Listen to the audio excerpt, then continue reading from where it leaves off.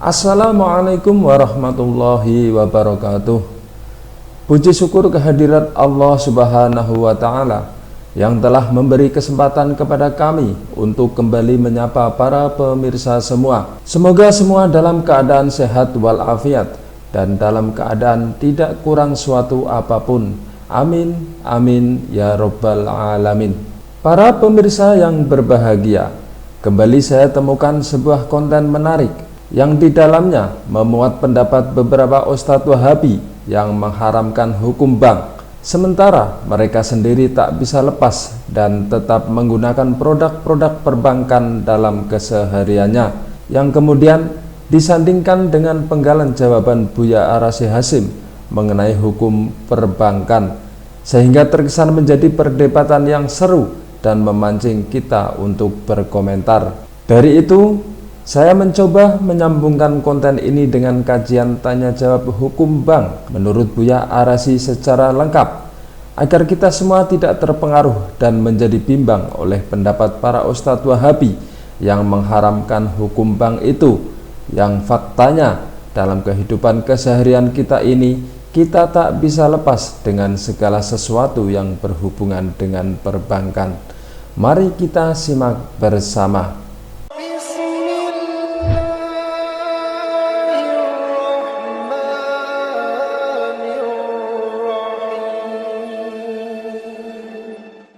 Ada bank-bank konvensional yang sampai hari ini eksis karena kita memang tetap ke sana. Ini urusan riba ya, urusan riba. Antum jangan nabung di bank, jangan. Ustaz gimana? Antum taruh di rumah duit antum. Takut Ustaz ada rampok macam-macam. Berapa sih duit antum?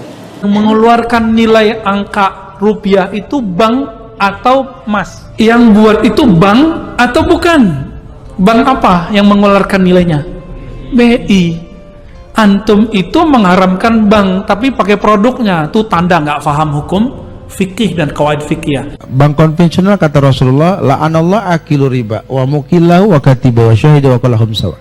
Allah melaknat orang yang makan riba, yang memberi makan, yang diberi makan, yang mencatat, yang menjadi saksi, sampai satpam aja dosa gitu. Walaupun dia cuma nunggu di depan gitu ya, nggak boleh. Hadis itu dhaif.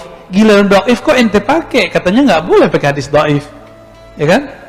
Nah, ini nggak diperbolehkan ya. Besarnya bank konvensional kan karena uang orang Islam. Coba mulai alokasikan ke bank syariah.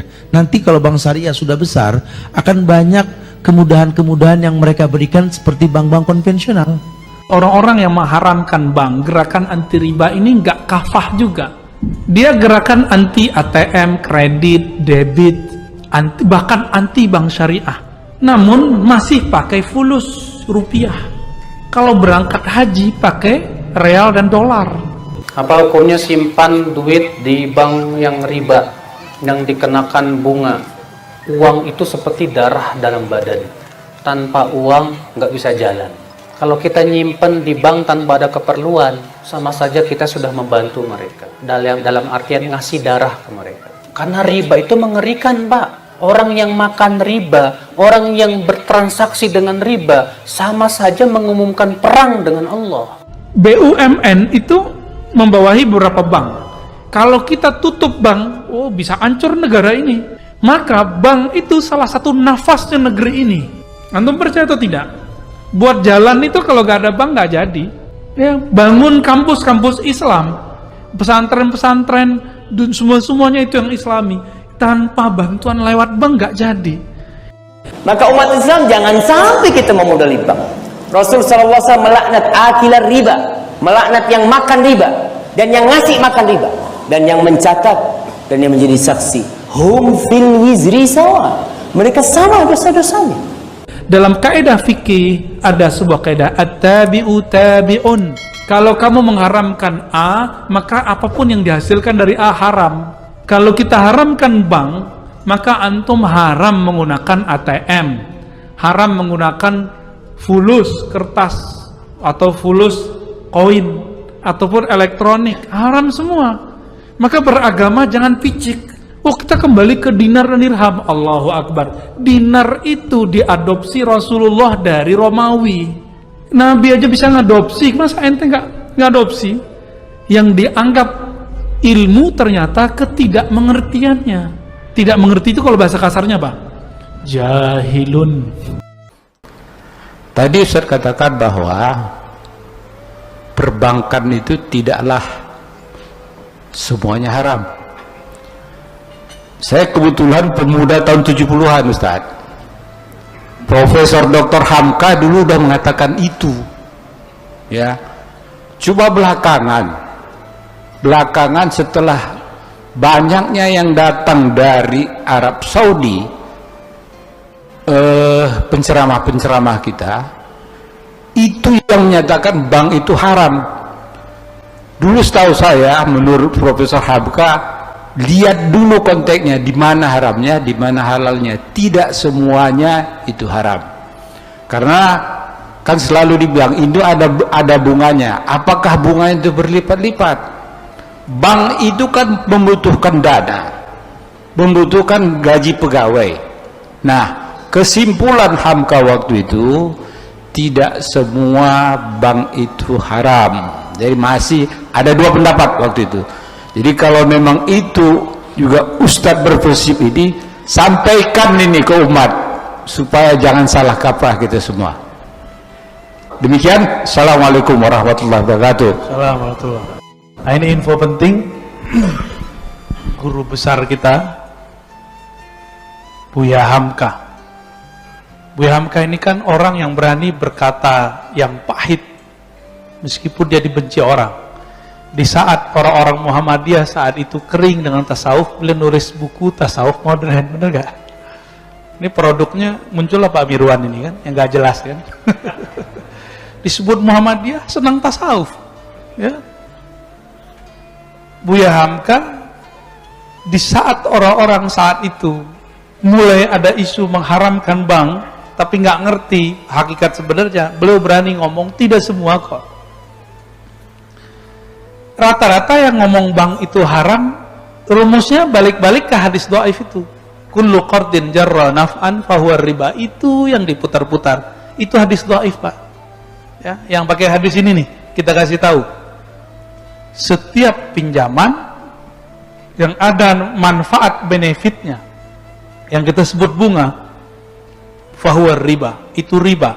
Hadis itu dhaif. Gila, dhaif kok ente pakai? Katanya nggak boleh pakai hadis dhaif, ya kan? Gini aja deh, gampang. Kenapa yang kita sebut bank sekarang berbeda dengan praktek riba di masa jahiliyah?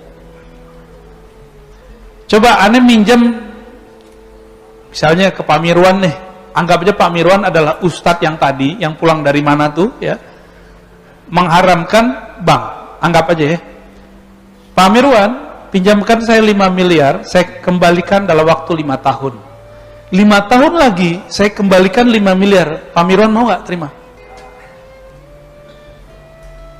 Kita harus bagi hasil. Lah kan nggak, kalau pinjam meminjam nggak ada istilah bagi hasil. Bagi hasil, bagi hasil. Pinjam, ya pinjam. Mau nggak Pak? Nggak mau. Beli rumah nggak boleh pakai bank. Tunggu dulu ya, sabar dulu. Antum beli rumah sekarang nih, kalau cash misalnya 1 M, kalau kredit di total misalnya 10 tahun jadinya 1,5 misal nih. Coba saya pinjam duit antum sekarang yang 1 M itu, 10 tahun lagi saya balikin 1 M juga, mau nggak? Rumah aja naik, kan gitu kan ngomongnya. Itu riba bukan? Kan ada tambahan. Maka ada satu kejadian yang terjadi di zaman sekarang, nggak ada di zaman Nabi. Pertama, uang kertas ataupun uang digital. Uang kertas udah lewat lah Pak, ini bakal hilang nih. Nanti uang digital. Sekarang orang takut nggak bawa handphone karena di situ ada ya e-banking. Benar ya? Kita mau masuk tol, duitnya habis, tinggal ditempel doang kan sakti Pak. Nabi Sulaiman aja nggak bisa itu. Ini serius Pak. Nabi Sulaiman aja nggak bisa itu. Nabi Sulaiman harus baca-baca innahu min Sulaiman wa innahu bismillahirrahmanirrahim, baru kemudian angin datang, setan jin tuh diutus. Kalau kita sekarang pencet-pencet aja nggak perlu pakai bismillah kan, pencet-pencet datang tuh Motor aja bisa dibeli pakai pencet-pencet Pak sekarang. Antum bisa terbang dengan pencet-pencet itu. Smartphone, bener. Jadi semua nabi menginginkan hidup di zaman kita sekarang. Wali-wali terdahulu ingin berjuang lagi Pak. Mungkin mereka pengen main handphone kali. Oh enggak, ini kita candain aja Pak. Wali-wali itu kalau ketemu mereka lebih banyak senyum-senyumnya daripada antum mukanya serius mulu kan. Serius belum tentu juga selamat akhir zaman. Santai aja lah kita. Nah di akhir zaman itu harusnya ngaji santai. Ya. Ini nyuruh berhenti kali ya.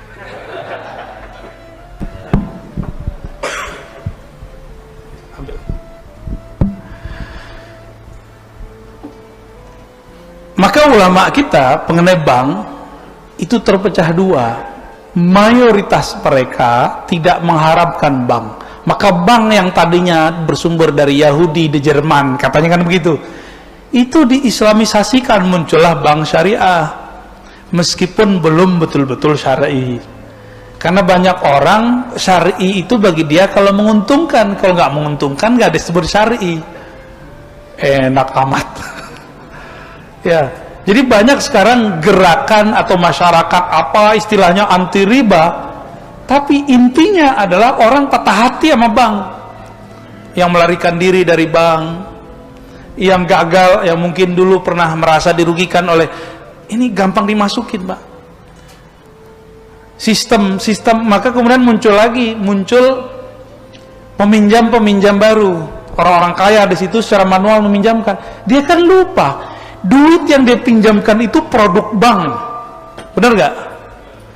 Dan ada sahabat kita cerita, dia lucu, di satu kota di Jawa Barat, dia pernah menjadi murid salah satu ustadz yang sekarang mengharamkan bank itu secara membabi buta. Tapi pas selesai daurah, selesai training, ke penginapan, keluarganya ditanya sama muridnya ini, udah makan Bu? Mbak, udah tadi beli GoFood. Bingung deh lah, katanya haram. Jadi mereka masih pakai rumus tradisional, ada tambahan berarti Ustadz ente nggak ngerti, ente itu jahil lah. Kita boleh berbeda tapi jangan ngomong jahil. Antum berani nggak ngomong Darul Ifta di Mesir itu jahil? Dan ini saya sampaikan secara terus terang. Sekarang yang nyerang mengkritisi itu, lucunya adalah tamatan Al-Azhar Kairo, Mesir. Ini kita sebut aja nih, karena nama-nama kita mulai disebut sama mereka. Tapi saya tahu teman-teman di sana juga beragam ya. Ada yang bilang Ar-Razi jahil, nggak masalah bagi saya. Tapi ente nggak mikir, guru-guru ente di Al-Azhar, guru-guru ente di Darul Ifta itu menghalalkannya. Kenapa aneh yang diserang? Kenapa nggak serang Masyaikh Al-Azhar? Serang Syekh Ahmad Thayyib, Syekh Ali Jum'ah, ya, Dr. Syauqi, Dr. Amr, ya, banyak di sana. Syekh Usama. Kenapa nggak mereka yang antum kata-katain? Nggak berani, takut kualat. Sama Ar-Razi nggak takut kualat. Jadi kadang-kadang mau ngeritik nggak mikir dulu. Kalau dia ngambil ilmu dari ulama, yang ulamanya menghalalkan ini dan merevisi fatwa itu, dia masih pakai fatwa yang jadul. Katanya tamatan Mesir tapi ngajinya ala Saudi. Loh, ente kok berani ngomong begitu? Ya mereka berani ngata-ngatain kita, masa kita nggak berani juga ngata-ngatain balik Pak? Ya, kita ini zaman sudah zaman terus terang hari ini. Mereka udah nggak malu untuk ngata-ngatain orang, ya kita juga nggak takut kok. Insya Allah kita nggak lana khawful laim. Selama ada dalilnya, ada ulama bersama kita tetap akan berani insya Allah.